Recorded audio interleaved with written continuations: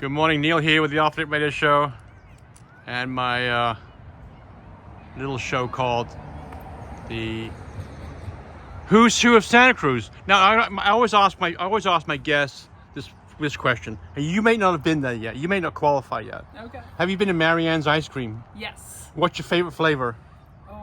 The cinnamon caramel.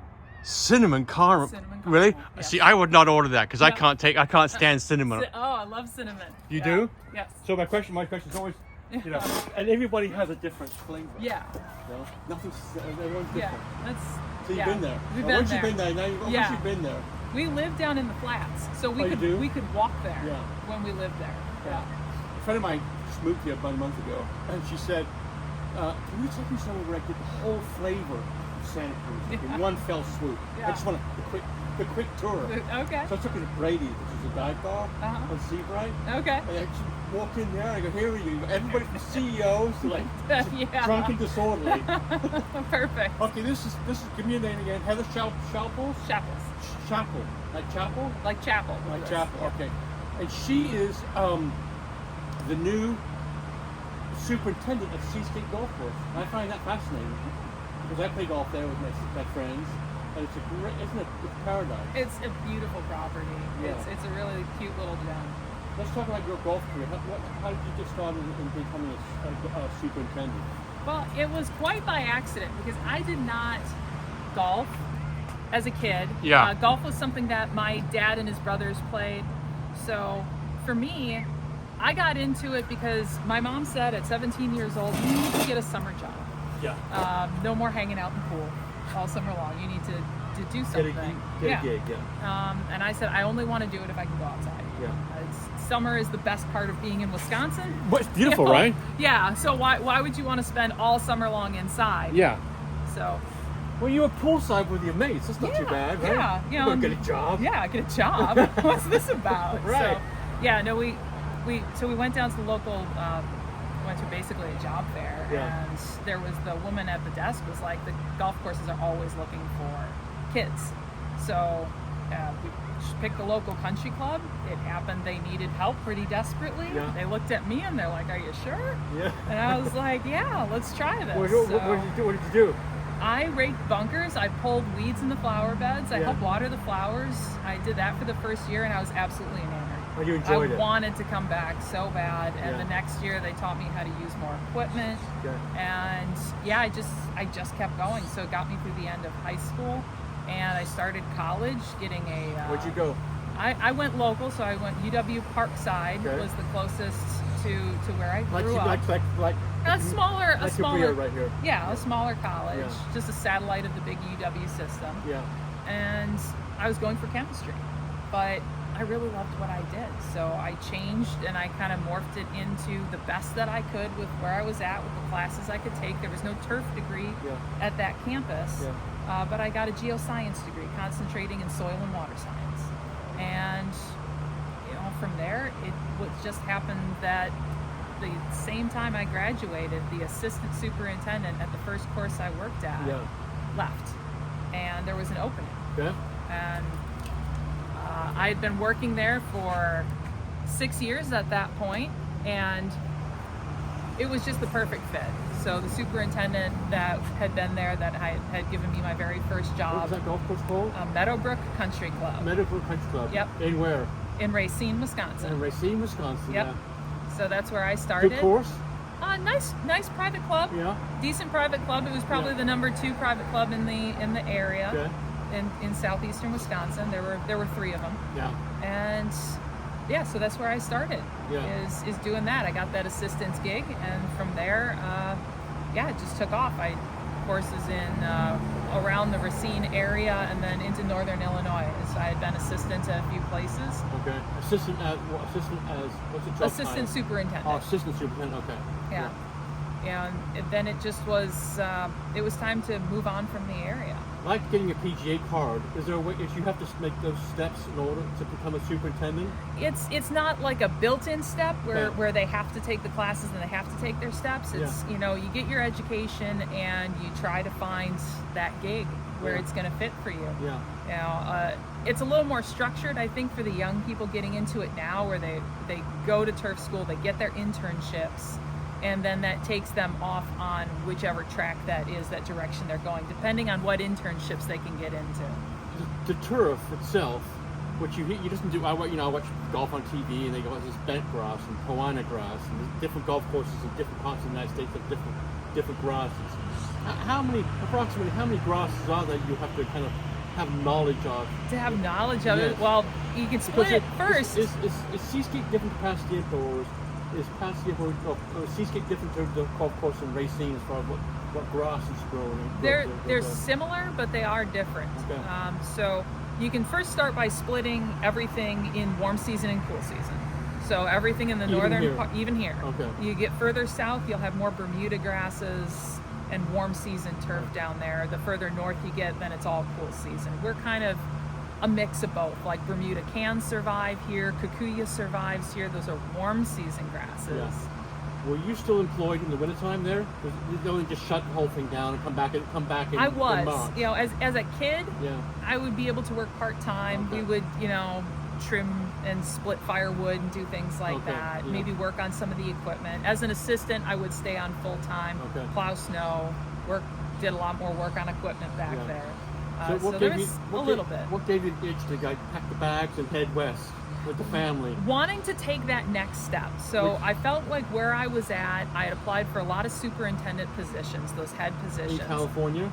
I had applied for a lot of them locally in Wisconsin, Okay. and I just felt like I wasn't getting anywhere. Right. I had been an assistant for a good number of years, and I wasn't getting any response for the superintendent Was that jobs. because you're a woman? I feel like a lot of times it has been. Yeah. It's a lot more, it's a lot less conservative out here. People don't care about People are still a little that surprised. as Even much. Seascape. A bit, A little bit. I think they didn't open their mouth, but they kind of check and see what kind of job you did. Yes. Then they open their mouth. Yeah. Shit, we have a new we have a new greenskeeper. This course is looking pretty good. Yeah. And she did it, Yeah. No one said that much, I don't think, but so Yeah. they want to see some results. See before the they open results their mouth. first. Yeah, definitely. Yeah. But this is where all of those opportunities did come up for me. Yeah. Was on the West Coast rather than in the middle of the country. Yeah. So I felt like it was a good move. We packed up. We went to San Diego. Yeah. Working for $20 an hour, trying to survive in San Diego. How'd you do that? Oh, barely. Yeah. Barely. A car broke down on the way. The whole story. No, I mean, man. yeah. Yep, I was stranded in Yuma, Arizona for a day, bought a new car, finished my trek, did? started a new job. Yeah. Yep. Good for you. Yep. We just made it work. Yeah. And it's been a journey. And how did just take the journey forward? How did you get to Seascape and get that? Yeah, so a little bit of bouncing around. Yeah. Kind of between Washington and California, trying to find where that right spot was going to be for me to settle in. Yeah. So I worked in Burbank for a while as a superintendent at DeBell Golf Course. I've worked as an assistant in the Bay Area. I was senior assistant up at Chambers Bay before I came here. So those kind of the level of course went up, the positions kind of fluctuated between assistant and superintendent as those level of courses went up. And I feel like it was Chambers Bay that led me to being able to be the superintendent here at Seascape in an amazing area to be involved in the industry. They just put an ad in the Yep, that's all they did. They put an ad online. There's a specific job site for my type of job. Really? So golf course industry has a couple of job sites where everybody who is looking for a superintendent, assistant, crew member posts all their jobs. So they called you up. Did you sit down with Gary? Or did you I sat down. Owners, Gary and then a couple of the ownership. Yeah. And we had a couple of Zoom calls before they brought me in. Was there was there a group of you vying for the job? I don't know how many of them. They didn't tell me how many other applicants they had. California's pretty nice. Oh yeah.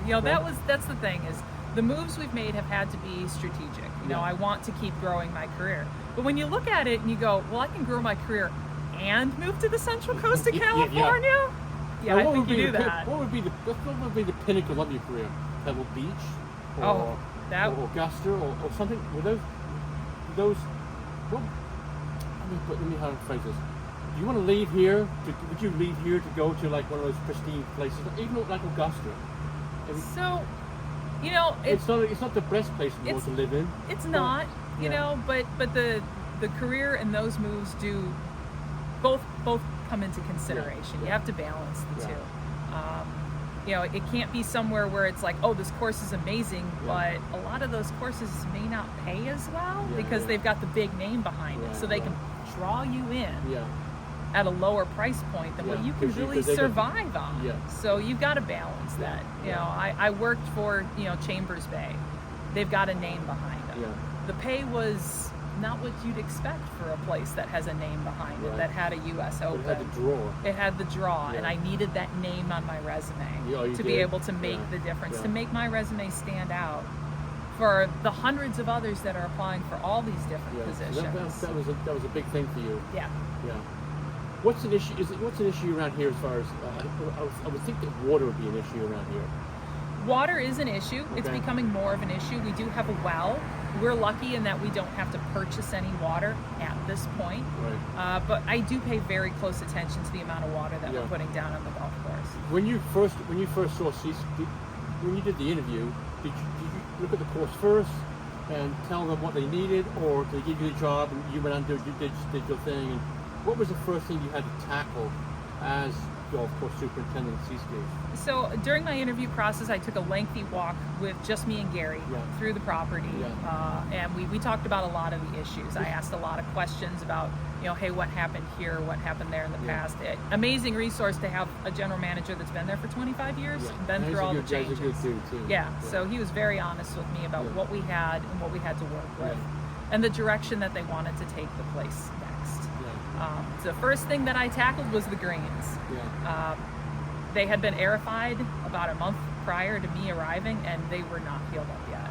They were weak. They were under fertilized. A month is too long for a month is way too long for it to heal up. You really should have most of the holes closed up after a couple of weeks. But it was, you know, they didn't have anyone there to help them. They didn't have anyone there during the process or right before. Their superintendent had already left. So putting down the fertilizers beforehand, and then punching, and then making sure that you're taking care of it for disease and all those things after. Did they have enough? You don't see too many people working on the golf course. Did they have big enough staff? Or the staff was very thin when I got there. Right? Were you able to increase it? Yes. Okay. Yeah. So the first year, I was not given like a blank check, but I was told, don't worry about the old budget. Tell us what you need and we'll make decisions as we go. They wanted to get the course back to what it was. So they knew that there was going to be a monetary commitment to doing it. It was at a certain time period. I mean, on par with other golf courses, Hacienda was on par. It was like, this, you know, so far behind. And then that gap got bigger and bigger and bigger. You know, and you can see it. When you look at these golf courses, there's been a few that I've been at over the years that have been let go, where you can walk around and you can say, this is the bones of what was something great. And you know, luckily this course wasn't to that point where it was just the bones that were left. There was still some meat there to work with. And it really just needs a lot of TLC. We've got to get the bodies in there and some of the tools to be able to get in there and do the hard work that needs to be done. My friend, Ed, he was a pro there for a number of years. I saw him yesterday with Eddie Duino, and Eddie goes, would you mind asking her a question? I go, no, what do you want me to ask her? She goes, what can she do about a lot of times you play like number 6 where the hole position is, or the first hole, where the hole's on the side, where they put the hole on the side of the pitch off the cliff. But sometimes you hit the ball up and it just comes back to you. It's like the boardwalk almost. It's trying to get some of that training with the staff. You know, so what we've done is I make sure that those guys actually have like 2 or 3 golf balls with them, and teach them, because they have to learn the game. We're hiring guys for $18 an hour. That's where we're starting at. A lot of these guys have never touched the golf club. They've never been on a golf course. They work in restaurants or that kind of thing. So you got to teach them the game, along with teaching them the skills that they need to be able to set a cup, to position the tee markers properly so that they understand, hey, this is supposed to point to an area that the players want to hit the ball. Right. And then from there, like on the green, like this is the way people putt. So it's teaching them the game and the skills. Did you mention that to Gary when you first got the thing? Hey, we have to teach these. We have to teach them how the game also is played. Yeah, it's a lot of training. I never heard of that. It makes total sense because you have to understand why you're doing it. Put it in the hole on the side of a cliff. But why do you put this thing here? Yeah. The ball just comes back. You know, we don't have a whole lot of pinnable positions on those old greens. Those No. greens are getting close to 100 years old now. Yeah. A lot of years of sand top dressing and stuff, and they've gotten steeper and steeper throughout the years. Are they planning on fixing those, or is it just gonna? There's been no talk of them fixing them yet. Yeah. What I do is I just manage the speed of the greens very carefully. Yeah. We don't want them to get away from us because Right. you know you it's hard to slow And the greens golf down course, and it's- make them smooth. So it's it's a tough because because they gotta have some depth. yeah, They you go got to from raise just- the height to make them slower. Yeah. But you want them to be smooth. We don't want them to be That's bumpy. gonna be a different. so. That's gonna be a challenge. It is. I Right. keep my stimp meter in the cart with me and a couple Yeah. of golf balls, and I measure the speed almost daily to make Yeah. sure that we're threading that needle Yeah. where they're still rolling well, but they're not getting too fast. From where you've started to where you are right now, how far do you think you've come? I've exceeded my own expectations on where I thought that I'd be able to take the place in this short a period of Yeah. time, and that's I did not know and was pleasantly surprised Right. at the amount of commitment that I got, because most courses don't get that amount of commitment from their ownership at the drop of a hat. Yeah. I need a $90,000 mower. Okay, let's Yeah. make that happen. Yeah. You know, that's a hard discussion to have with most ownerships and most Well, boards. they spend a lot of money. They spend a lot of money on that course. You got to have the equipment. It's not going to weed. It's not going to grow itself. Yeah, when I got there, you're the babysitting a property. The mower that we used to mow the biggest area, Right. all of the rough, Right. had 10,000 operating hours on it. Which is Most equipment, by the time it gets to 6,000 hours, Yeah. starts to have major components fail. Yeah. This thing was barely running, yeah. and it's what mows all the rough. Yeah. And you've been out there in the spring. Yeah. It can get away from you pretty quickly. Yeah, yeah. Like you're mowing through some I pretty mean, you tall got those grass. damn eucalyptus trees, which are like weeds, you know. I mean, just right. You got They're terrible. they're the worst. You know, so That that tree. wind we had the other day. Oh. I ride my bike. Right? Yeah. I ride my bike. I'm like, oh, this is just ridiculous. Yeah, no, very quickly you can go from perfectly clean. Yeah. Like, well, we To had, a what, a shit few show. hours of wind, and we Right. were done. Yeah. You know, and it happened on a Friday. Yeah. Come on. Yeah. And the golf course gets a lot of play. It does. Does a It lot. does. Fridays Yeah. were really busy. So, you know, something like that happened early Friday morning Yeah. and made that huge mess. We struggled for the rest of the day to get it mostly cleaned up before the weekend. And then once the weekend, we're pretty hands off. We come in, we Right. do our thing in the morning Yeah. to set up the course, And and then go. we're done. Right. There's no gap to work Yeah. in. So Yeah. So your husband works there. yes, He's a mechanic. He's a mechanic. You're his boss. Yep. Yeah. That's We- gotta be fun. Yeah, you know, I mean, we're really both very into what we do. Yeah. He loves what he does. He loves the golf course industry as well as much as Yeah. I do. We probably talk about it a bit too much, Yeah. but we work together so well. Yeah. Do you get a lot of compliments? Yeah, we do. Yeah. Yeah. Do you get feedback from people? A lot of times, you know, Yeah. and this Yeah. place more than anywhere else I've been, I can tell you the people give the best feedback and the Yeah. most positive feedback I've Right. ever gotten at a property. And I work really hard. Yeah. Everywhere I've been, I've worked really hard. Yeah. But here, It's a hard people job. right? really appreciate the work I've done here, which is Well, because great. not, you can't. Not, you can, I mean, you can see it as Yeah. soon as you go out there. As soon as you walk on the property, you can go. I mean, at least for me, I can tell that this place has been turned around. It has been turned around and going off in the right direction. Yeah. Because a couple of years ago, I mean, it was just bad. I mean, not the game, but it was bad. Yeah. I wouldn't say it was bad. It just was not what it could be. Well, especially when you've I've got a been- lot of people at this course. You know, you yourself, you've played that same golf course for many, many years, Right. and you've seen it go up and down, Yeah. and you've seen its highs and lows. And I hear a lot of compliments from people who have been there for many, many years Yeah. that are just like, it hasn't looked this good, and they can't even remember how many years. So like at least 20 years, it hasn't looked this good, and that's really great to hear. Yeah. beautiful. That's the best encouragement that you can give me. Yeah, Tell it me is. I'm doing a good job and watch me go. So you're gonna stick Yeah. around? You think you're gonna stick Yeah. around for a bit? Yeah, I think so. Yeah. We Not a like bad it. spot, huh?